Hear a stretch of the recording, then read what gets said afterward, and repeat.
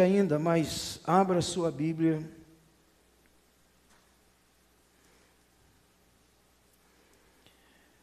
O primeiro texto está em Isaías 53.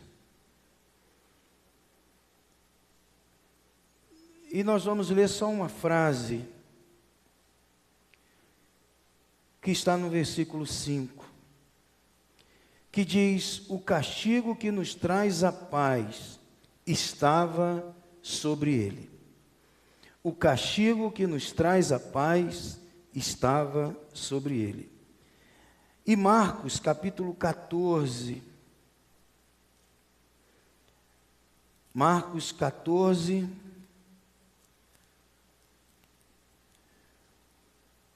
do versículo 32 ao versículo 42.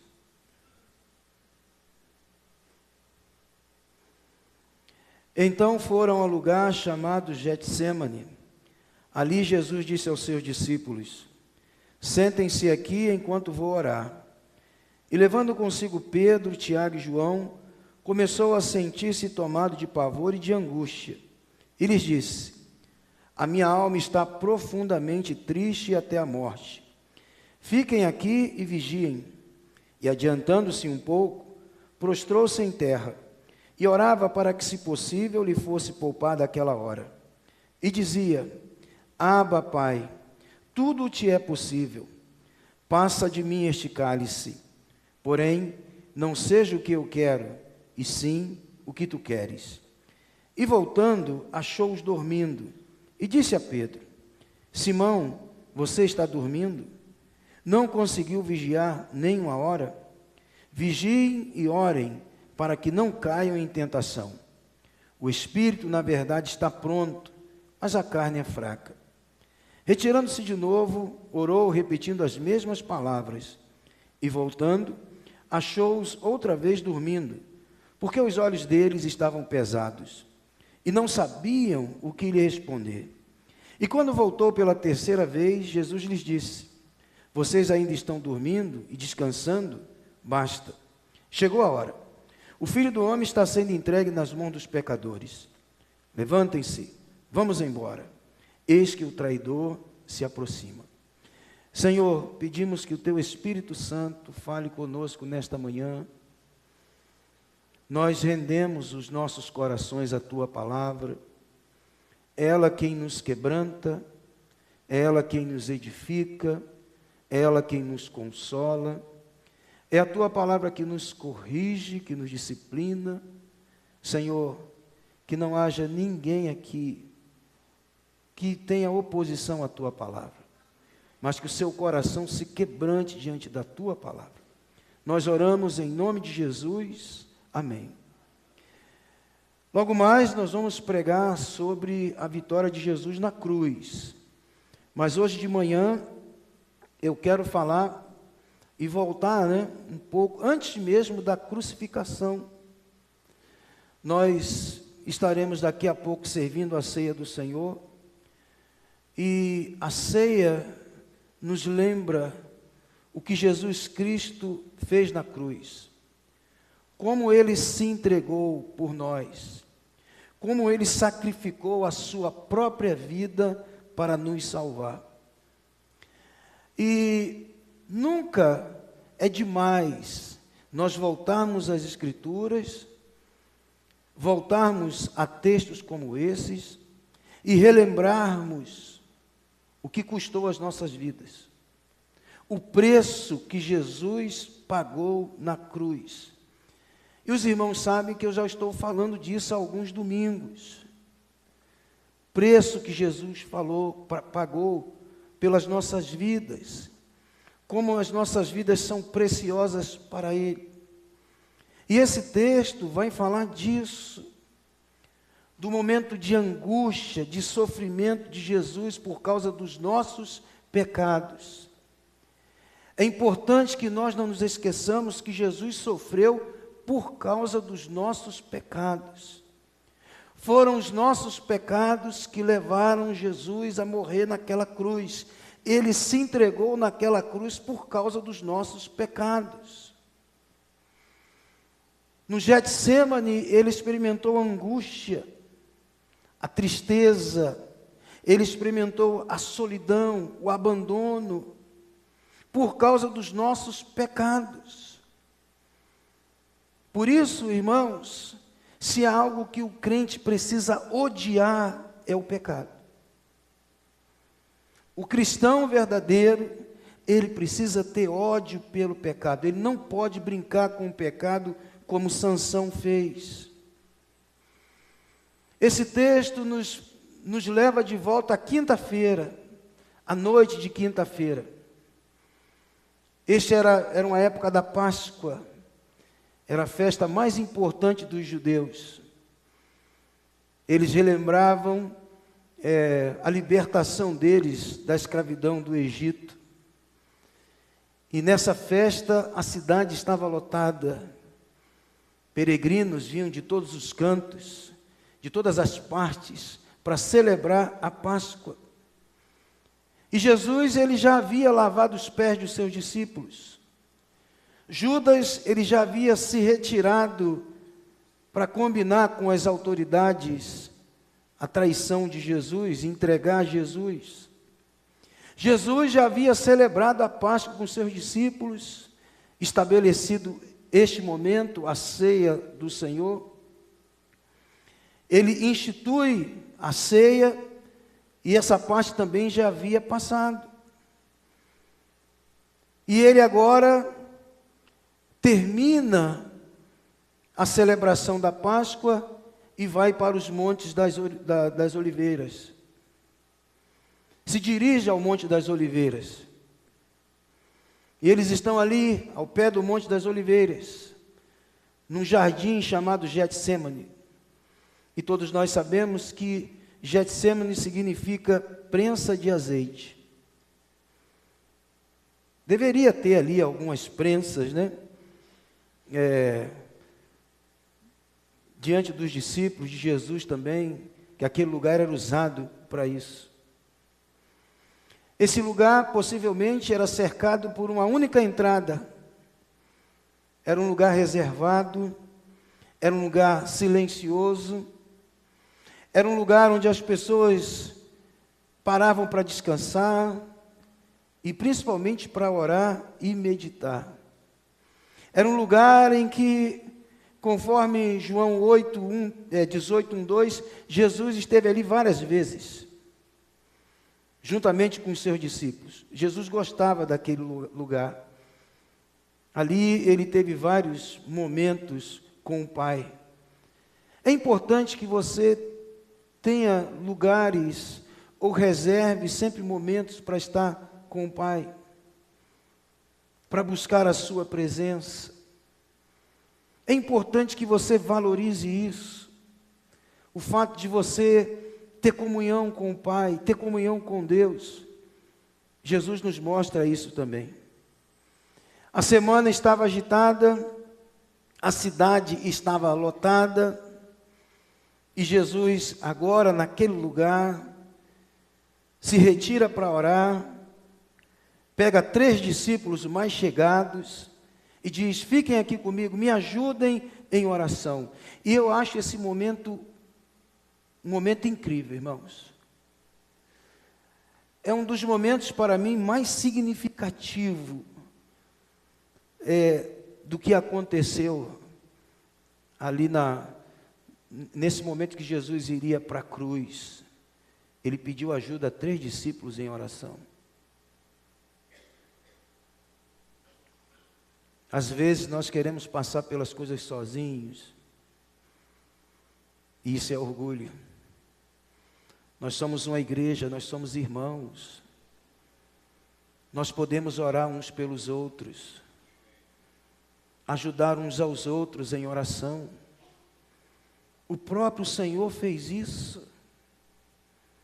Se foi pesado para Ele, imagine para nós. Nós não podemos ser na igreja cavaleiros solitários. Você precisa se envolver na igreja. Mas pastor, me envolver requer, lidar com os problemas das pessoas, com as dificuldades. Sim, mas foi isso que Jesus fez. Isso é igreja, isso é cristianismo, isso é evangelho. Isso é igreja. Na sexta-feira eu tive com o pessoal lá no sítio. E nós fizemos exatamente o que eu falei. Lemos o Evangelho de João, cantamos louvores e oramos. Éramos ali 20 pessoas. Eu não esperava mais, esperava até menos. Sinceramente, os momentos mais significativos que Jesus vivenciou foi momentos assim, com poucas pessoas, com seus discípulos. Mas eu estou abrindo a comunhão. Eu cheguei para a igreja e disse, vou estar no sítio, vou ter uma cesta de devoção. Toda manhã nós vamos estar fazendo isso. Irmãos, foi um momento maravilhoso. E depois a gente comer peixe tirado do lago. Quem viu as fotos? Quem viu? Viu o peixão lá? Tambaqui frito, irmãos. Costelinha de tambaqui. Quem não foi, meu amigo?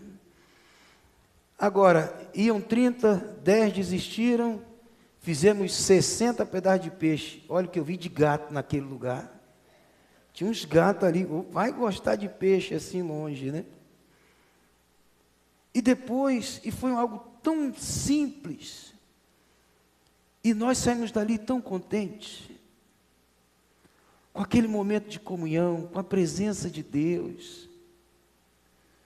Esse negócio, irmãos, que a igreja tem que ser sempre espetacular, fazer sempre coisas que tem que impactar o mundo. Isso está acabando com a igreja. Nós estamos deixando de valorizar as coisas simples, a comunhão, a oração, o partir do pão, sentar e ouvir a palavra de Deus. E isso está prejudicando muito o crescimento do povo de Deus.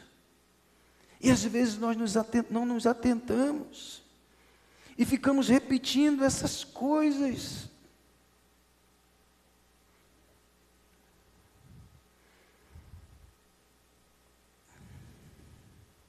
Jesus estava ali com seus discípulos.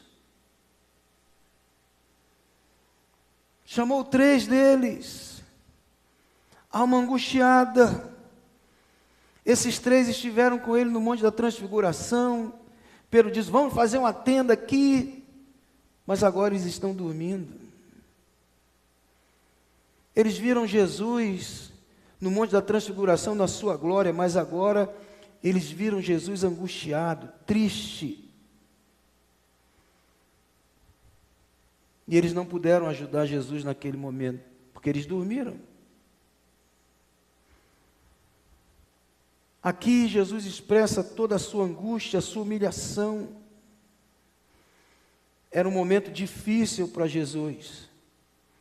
A angústia era terrível. O versículo 33 diz que ele estava tomado de pavor. Fala de sofrimento, de uma angústia profunda da alma. Jesus estava assustado, espantado com aquele momento. Ele não estava confortável. Ele estava inquieto, angustiado. A alma dele estava profundamente triste. O versículo 34 fala sobre isso. Jesus expressa aqui toda a sua angústia. A alma dele está abatida. A alma dele está angustiada. A tristeza toma o seu coração. Algo aconteceu neste momento que nós não conseguimos compreender. Foi algo que mexeu com o nosso Senhor e Salvador Jesus Cristo. Nenhum de nós jamais vamos experimentar o que ele experimentou, por mais sacrificado que seja servir a ele ou andar na sua presença. ninguém jamais irá experimentar o que Jesus experimentou no Getsêmani. O que aconteceu com Jesus ali foi único. O que aconteceu com Jesus ali foi único. Só Ele experimentou em uma única vez.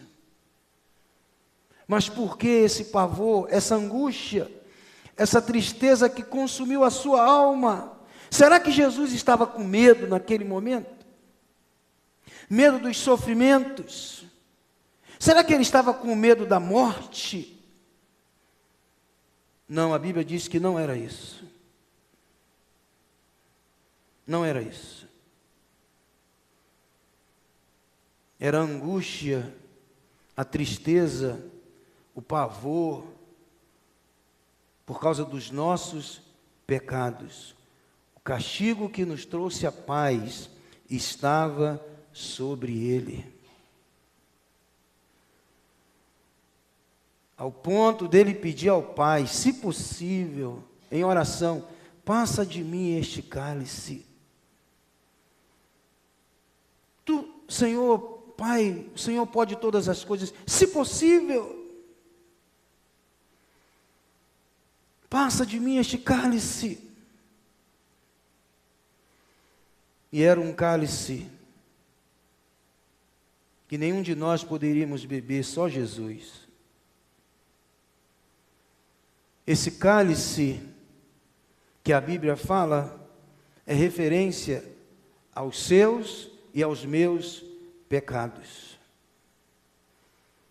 Este cálice fala da condenação que eu e você deveríamos sofrer e merecíamos.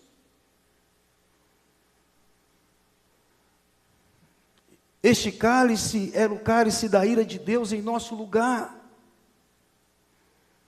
Então, entenda, não foram as humilhações, as chicotadas, as bofetadas, a coroa de espinho, o que mais pesou para Jesus naquele momento. Não foram os pregos na cruz, não foi a lança do soldado que o feriu ali.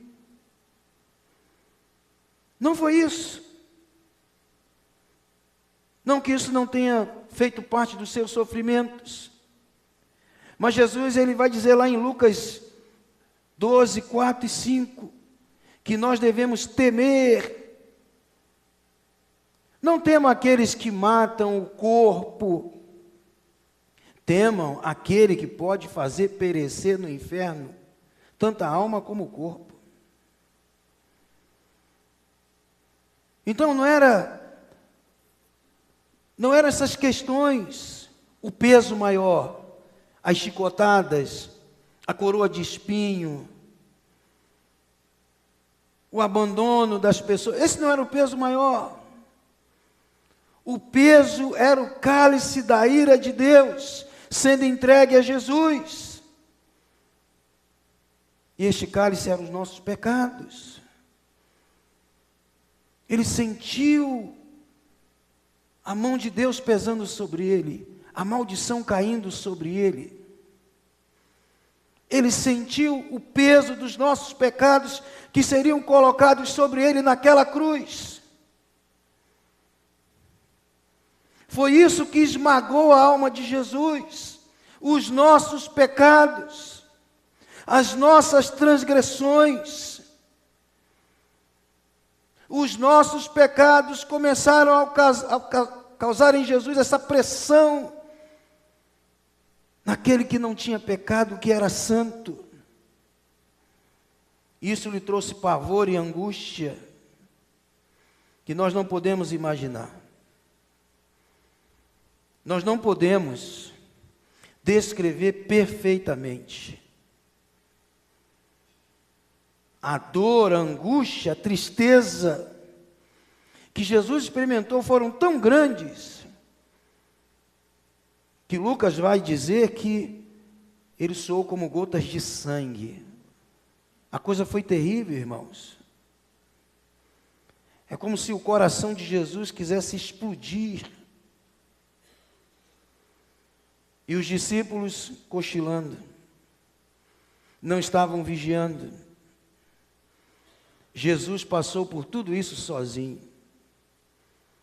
teve que beber o cálice da ira de Deus sozinho, teve que carregar o fardo dos nossos pecados sozinho, e Ele fez tudo isso por amor a nós. Jesus agonizou por causa dos nossos pecados. Ele sofreu por causa dos nossos pecados. Aquele que não conheceu o pecado, Paulo diz, Deus o fez pecado por nós, para que nele fôssemos feitos justiça de Deus.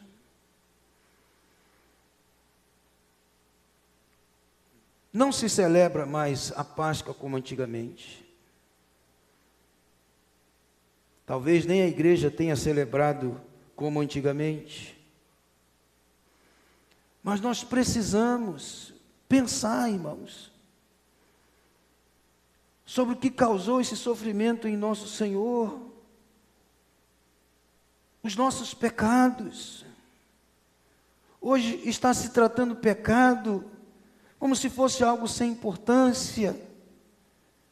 E a pessoa quer viver a vida cristã do seu jeito, da sua maneira, fazendo tudo o que o mundo faz, sem entender o que Jesus realizou na cruz, sem ter essa dimensão. Foram os nossos pecados que recaíram sobre Ele, que trouxe esse pavor, essa angústia, essa tristeza, esse sofrimento na alma. Foram as nossas palavras de difamação, as nossas mentiras, o nosso orgulho, o nosso ódio, a nossa imoralidade. Foram as nossas tramóias,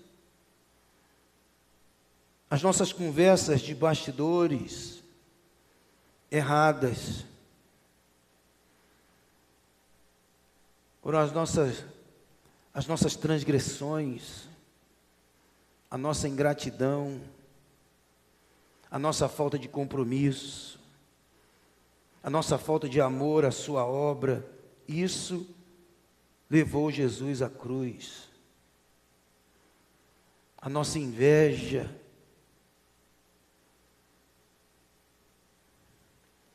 eu estava vendo um documentário, e na Segunda Guerra Mundial morreram mais de 80 milhões de pessoas.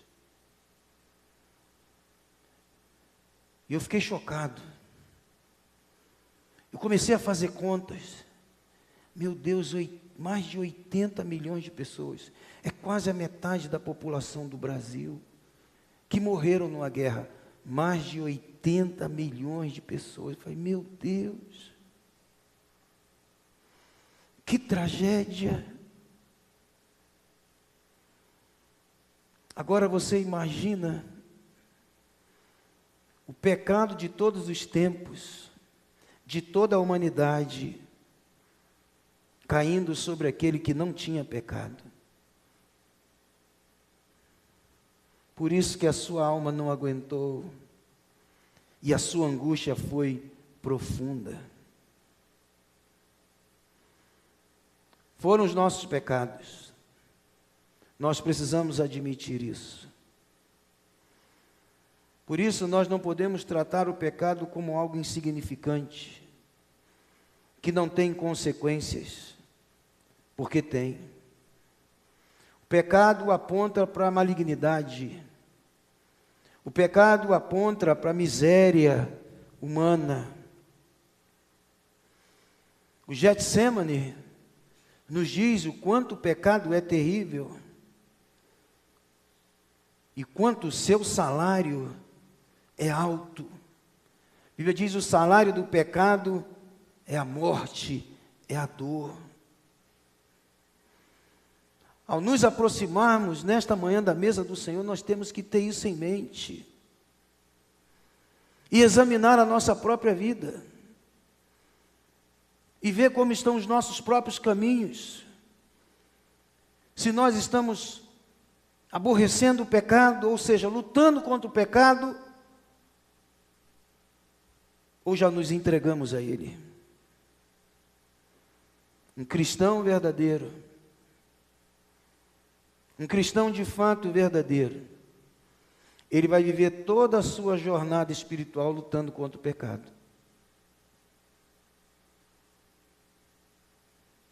Ele vai viver essa luta diariamente. E não adianta fingirmos que essa não é uma realidade.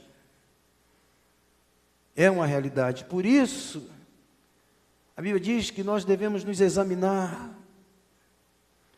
Um exame sincero das nossas palavras, um exame sincero das nossas ações, um exame sincero dos nossos pensamentos, das nossas motivações em relação ao nosso próximo, dos nossos desejos,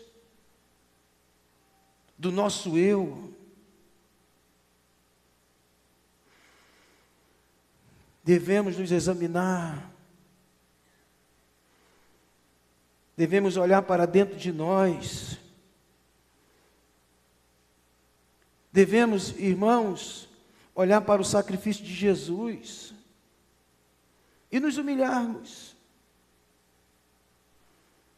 Nos humilharmos diante dele e dizer: Senhor, tenha misericórdia de nós. Tenha compaixão da minha vida, porque foi pelos meus pecados que o Senhor sofreu. Pelos meus pecados que o Senhor se entregou. Nós não podemos nos esquecer de onde Jesus nos tirou, irmãos. E o preço que Ele pagou. Foi um preço muito alto.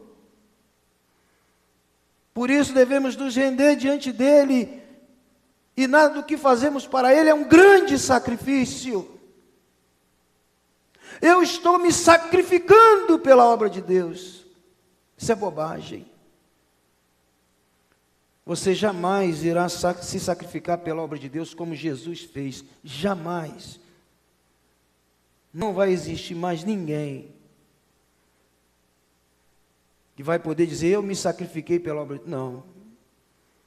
Jesus fez o sacrifício maior. Devemos examinar o nosso coração nesta manhã, para que a Páscoa não seja somente mais uma Páscoa. Porque para o mundo é mais um momento, irmãos, de feriado, de bebida, disso, daquilo. Mas para o cristão tem que ser um momento de meditação, um momento de devoção.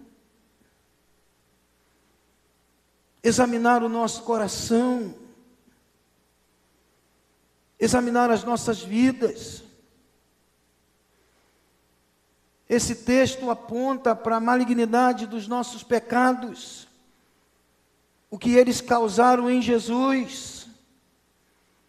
Mas ao mesmo tempo, como eu falei, o castigo que nos traz a paz, nos leva a nos encher de alegria e confiança, reconhecer os nossos pecados, nos encher de alegria e confiança, porque Ele pagou o preço por nós. O castigo que nos trouxe a paz estava sobre Ele. Jesus cumpriu todo o plano de Deus. Ele venceu a morte, Ele ressuscitou, os nossos pecados foram perdoados. Nós não temos mais o que temer, porque Ele vive. E se Ele vive, nós podemos crer no amanhã. Nós devemos participar da ceia hoje com essa confiança. A confiança de que nunca iremos experimentar a dor que Jesus experimentou. Não queremos experimentar o terror que Jesus experimentou. Não queremos experimentar o sofrimento que Jesus experimentou, a angústia, a tristeza que Jesus experimentou, porque Ele fez isso no nosso lugar. Nós é que teríamos que estar ali no lugar dEle. Experimentou em nosso lugar, por isso nós podemos celebrar a Páscoa. Tem uma música que nós cantamos aqui, que quando eles começaram a cantar, fiquei inculcado com essa música que diz: eu nunca saberei o preço dos meus... Eu ficava cantando essa música, mas eu sei o preço.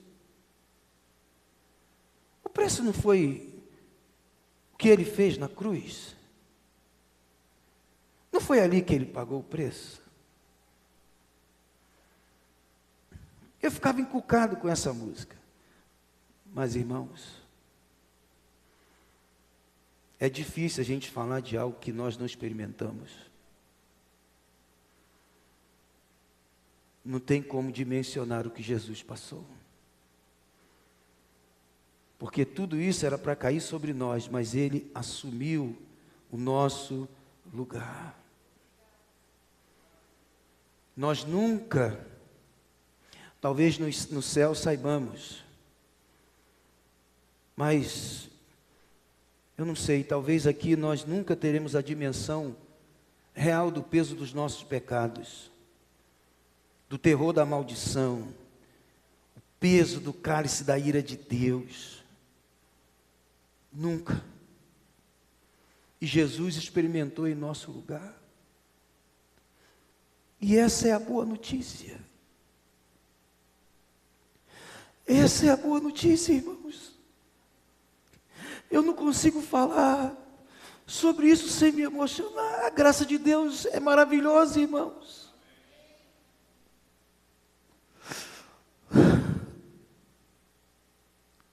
Que graça é essa que nos alcançou? Uma graça tremenda, irmãos.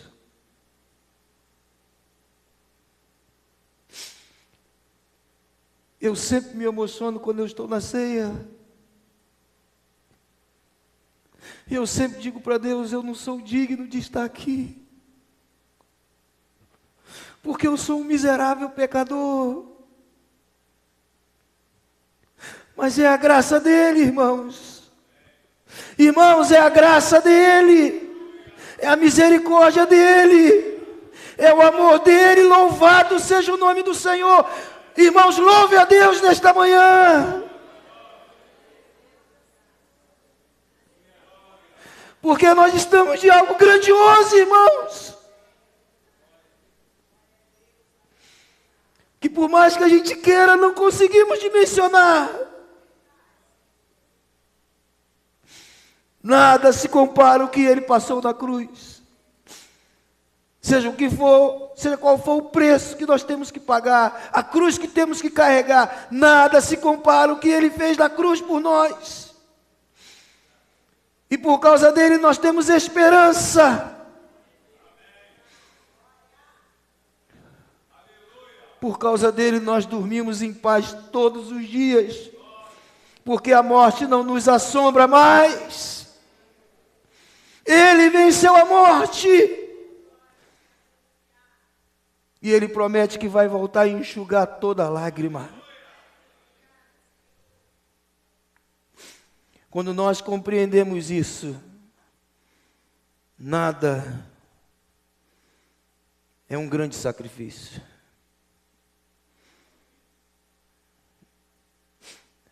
Quando nós entendemos isso, a gratidão flora do nosso coração e nós nos submetemos a Ele, à vontade dEle. Jesus, em meio à sua angústia, Ele orou. Ele nos ensinou a orar nas angústias. Nos ensinou a recorrer ao Pai. Entender que Deus pode tudo.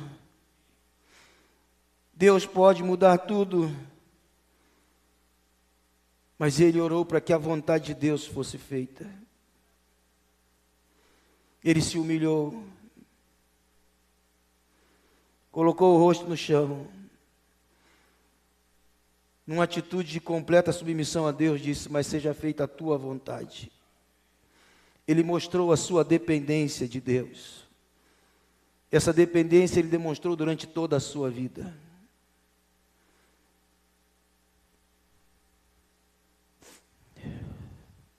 Jesus tinha uma vida muito íntima com o Pai. E ele se dirigiu a Deus como nenhum judeu faria. Ele disse: Abba, Pai, meu paizinho. Ele usou os termos de uma criança em relação ao Pai. Na Monte da Transfiguração, o Pai disse: Este é o meu Filho amado, em quem eu tenho todo o meu prazer. E agora está dizendo: Paizinho, me ajuda. Se possível, tira de mim este cálice. Sabe por que você pode entrar na presença de Deus hoje? E ter a sua oração ouvida. Ter o seu coração consolado. Ter a sua alma fortalecida. Porque custou um preço. O castigo que nos traz a paz estava sobre ele. Quantos aqui já entraram na presença de Deus com a alma angustiada e depois de derramar a alma, uma paz encheu o seu coração? Quem pode dizer? Eu, pastor. Sabe por que isso acontece? Porque o castigo que nos traz a paz estava sobre ele.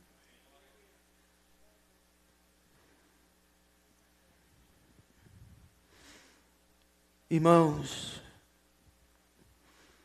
como Jesus, nós devemos nos submeter a Deus. A oração de Jesus não foi uma luta contra a vontade do Pai. Não foi uma oração cheia de orgulho. Como às vezes a gente ouve pessoas dizendo: você tem que colocar Deus contra a parede. Você tem que determinar. Alguém já ouviu isso? Pessoas dizendo: você tem que determinar para Deus o que Ele tem que fazer. Eu já ouvi isso. Nem um filho orou assim. Agora a gente, determina para Deus o que você quer. Determina o que Ele tem que fazer na sua vida. Nem um filho orou assim. Pai, se possível for, passa de mim este cálice. Mas se não for possível, seja feita a tua vontade. Ele não lutou contra a vontade de Deus. Ele reconhece o poder de Deus. Tudo te é possível. Tudo te é possível. Pode me poupar dessa hora. Pode passar esse cálice, mas seja feita a tua vontade. Jesus submeteu à vontade do Pai. Não se esqueça. Não se esqueça, quando você orar e pedir as coisas a Deus, terminar dizendo: Senhor, mas acima de tudo seja feita a tua vontade. Acima de tudo, Senhor, prevaleça a tua vontade. Eu me submeto à tua vontade. Será que nós estamos orando assim, irmãos?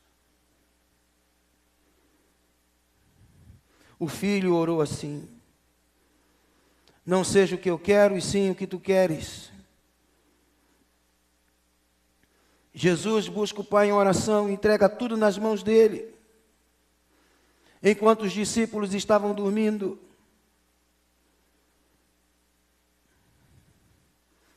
eles não vivenciaram este momento.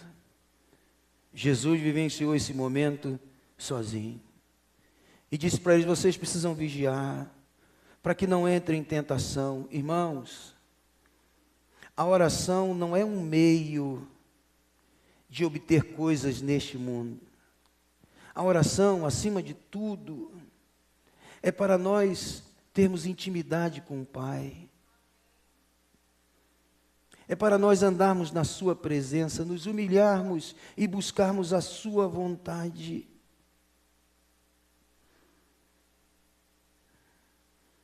Fulano é poderoso em oração. Eu não acredito nisso. Fulano tem uma oração poderosa. Como é que pode um barro, frágil do jeito que nós somos, passageiros? Fulano tem uma oração poderosa. Nós somos fracos, irmãos. Poderoso é aquele que ouve a oração humilde, a oração do quebrantado.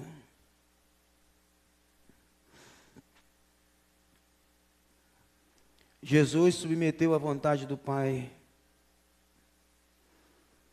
E nós precisamos pegar o mesmo caminho. Não há, ouça o que eu vou lhe dizer, não há vida cristã, não há vida espiritual, sem submissão à vontade de Deus. Não há crescimento espiritual sem submissão à vontade de Deus. Pois o objetivo da oração não é mover a mão de Deus. Não é mover a mão de Deus. É mover o coração de Deus. Para que Ele nos torne mais submisso à sua vontade. Mais dependente da sua vontade. Porque só a vontade dEle, a Bíblia diz, é boa, perfeita e agradável. Os momentos de fraqueza, os momentos de angústia, nós temos que nos submeter à vontade de Deus. Às vezes estamos como os discípulos, dormindo, quando deveríamos vigiar e orar. Mas precisamos aprender com o nosso Senhor, saber que somos limitados, que temos que estar na presença de Deus, aprender a depender de Deus, submetendo as nossas vidas todos os dias à vontade de Deus. Para muitos, o que aconteceu com Jesus no Getsêmani era uma demonstração de fraqueza. Mas o que eles não sabiam é que quando nós nos submetemos à vontade de Deus e nos humilhamos diante dEle, é aí que nós somos fortes. É aí que nós vencemos as tentações. É aí que nós vencemos a nós mesmos, como o nosso Senhor venceu na cruz. E nesta manhã possamos nos aproximar da ceia com esta visão, com esse entendimento. Possamos adorar a esse Deus maravilhoso. Possamos devotar toda a nossa vida a Ele, que foi por causa do seu sacrifício que nós hoje temos a paz, temos a esperança.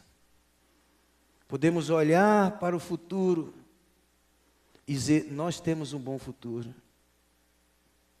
Às vezes a gente olha para o nosso país e a gente diz, não sei se esse país tem futuro. Em tudo que está acontecendo, a gente diz, meu Deus, qual o futuro desse país? A gente olha para os jovens, para as nossas crianças e diz, meu Deus, o que vai ser dos nossos jovens? Mas o cristão, cuja esperança está em Cristo, ele tem um bom futuro. O nosso futuro em Cristo é glorioso, irmãos, porque a graça de Deus nos alcançou, porque Cristo morreu em nosso lugar, porque Ele bebeu o cálice da ira de Deus, Ele foi afligido e angustiado por nossos pecados, mas nele agora nós temos a vida, nele agora nós temos a esperança, nele agora nós podemos dizer, eu sou feliz. Você é feliz? Eu sou feliz. Eu tenho Cristo. Pastor Dilênio, como eu falei, foi um homem que me impressionou muito. Eu nunca vi aquele homem triste. Nunca vi. Nunca vi. E nem aborrecido. Tem horas que eu falo, meu Deus, me ajude a ser igual o pastor Dilênio. Ele não se aborrecia com nada. Mas nunca vi triste, porque ele era feliz com Jesus. E ele cantava uma música, eu estou me lembrando agora, sempre ele cantava essa música. Eu sou feliz, pois Cristo está, Cristo está, Cristo está. Eu sou feliz, pois Cristo está, Cristo está em mim. Vou para o céu, pois Cristo está, Cristo está, Cristo está, vou para o céu, pois Cristo está em mim. Amém, irmãos? Que o Espírito Santo de Deus, nesta manhã, faça você se derramar diante dEle,